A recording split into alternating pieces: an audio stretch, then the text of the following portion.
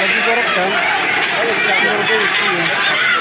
Facebook, ada dia Ustaz Nasir. Ustaz Nasir, Ustaz Nasir.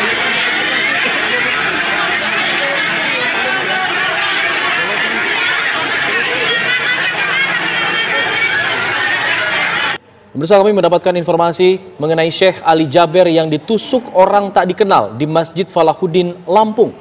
Dan untuk mengkonfirmasinya kami akan menanyakan langsung dengan Syekh Ali Jaber yang sudah tersambung melalui sambungan telepon. Assalamualaikum Syekh Ali Jaber. Waalaikumsalam warahmatullahi wabarakatuh.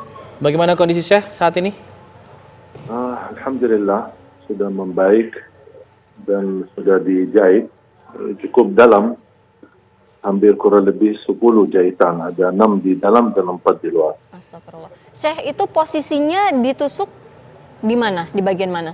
Di ototnya bagian tangan kanan, bagian atas. Oke, ini bisa diceritakan kronologi kejadiannya Syekh? Ini di Masjid Salahuddin seperti kegiatan biasa. Kita ikut safari dakwah dan saya mengawali acara untuk jamaah untuk jaga protokol kesehatan, jaga jarak. Kemudian saya memanggil seorang anak usia 9 tahun untuk tes bacaannya, karena dia kan ikut wisuda. Dan sambil saya bantu dia untuk memperbaiki bacaannya, meluruskan hurufnya. Dan begitu selesai, saya minta HP-nya ibu si anak ini untuk foto bersama lah buat kenang-kenangan. Ternyata ibu ini HP-nya full, tidak bisa foto. Makanya saya minta sama jamaah menarah ke kiri, jamaah boleh pinjam HP-nya. Kasihan anak ini biar bisa dapat foto sekalian. Mudah-mudahan menjadi anak hafizah. Pas saya fokus ke kiri, kemudian menarah sekalian ke kanan untuk melihat siapa jamaah yang membawa HP-nya pinjam. Tiba-tiba di atas panggung ada orang lari. Kemudian karena posisi panggung ini cukup dekat dengan jalan. Karena posisi acara di luar, di lapangan masjid, bukan di dalam masjid. Makanya orang Belapo itu cukup gampang untuk bisa masuk. Karena tidak ada terhalang dengan jamaah atau kursi-kursi.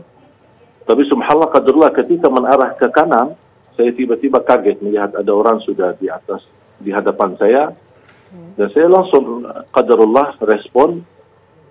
Kalau saya tidak lihat ke kanan, mungkin bisa qadarullah ke leher saya atau ke dada saya.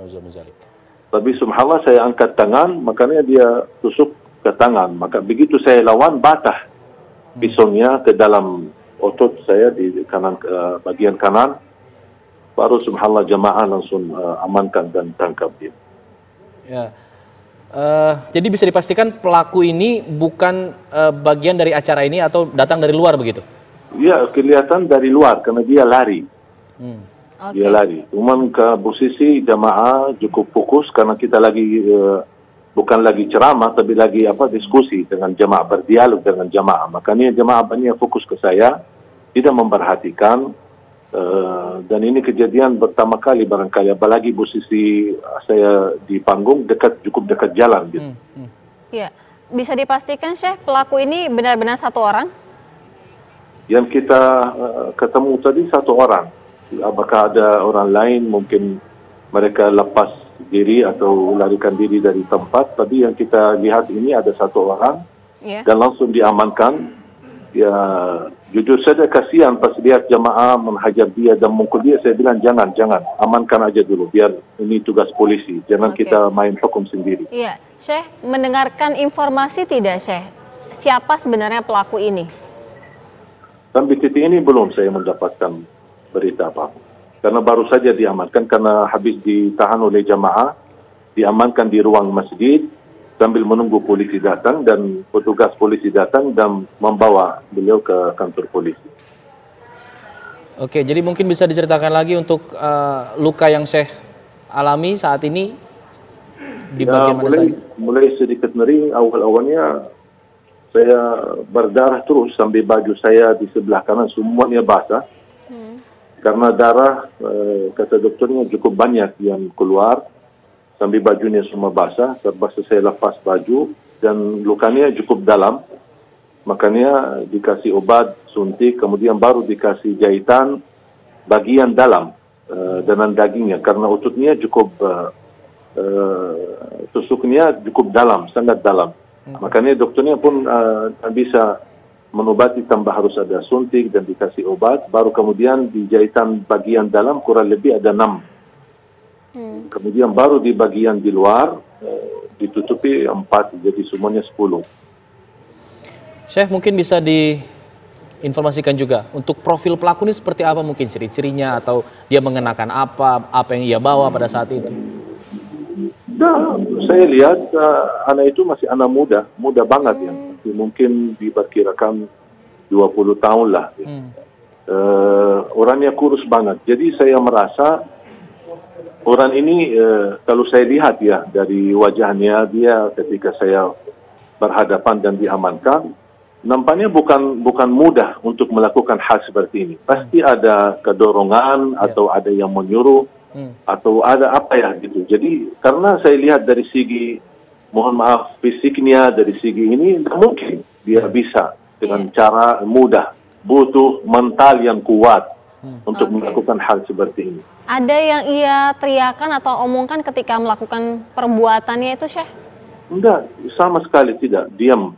Hanya diam, cuman ketika dia angkat pisunya, dan subhanallah pas panitia kebetulan ada banyak yang sudah shoot, ada video live, ada yang lagi live, ada yang lagi rekam. Pas saya lagi berlangsung ceramah, jadi semua terekam ini mulai dari titik awal sampai akhir.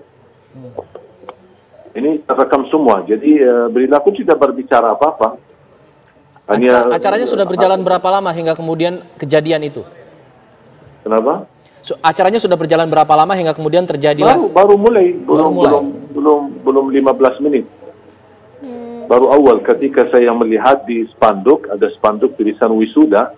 Saya tanya sama panitia, ini wisuda apa? Dia bilang wisuda hafalan Quran. Udah, mana salah satu anak boleh naik panggung, saya mau tes bacaannya. Dan alhamdulillah posisi si anak ini ada di sebelah kiri, bukan di sebelah kanan. Baik, terima kasih banyak Syekh Ali Jaber. Kita doakan insya Allah Syekh Ali cepat diberikan kesembuhan. Dan kejadian seperti ini tidak terjadi lagi ya. Jangan sampai terulang lagi. Semoga jadi peringatan untuk semua pihak. Terima kasih. Assalamualaikum.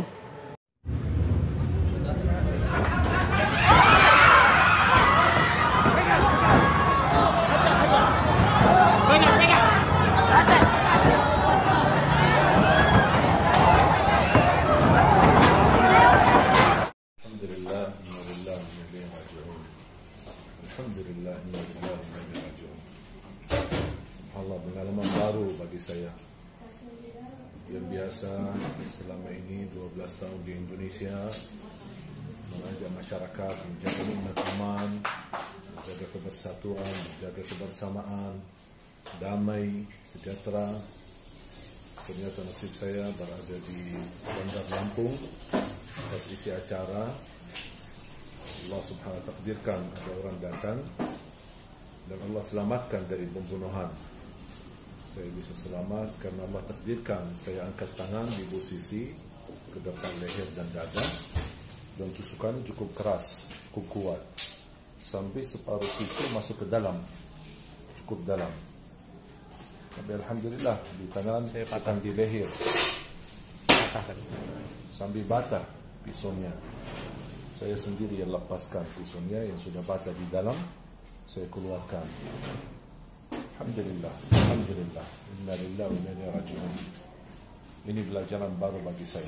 Mudah-mudahan Indonesia tetap bisa menjaga nikmat aman, sejahtera, dan kita bersatu untuk memperjuangkan Al-Quran di negeri kita Indonesia tercinta.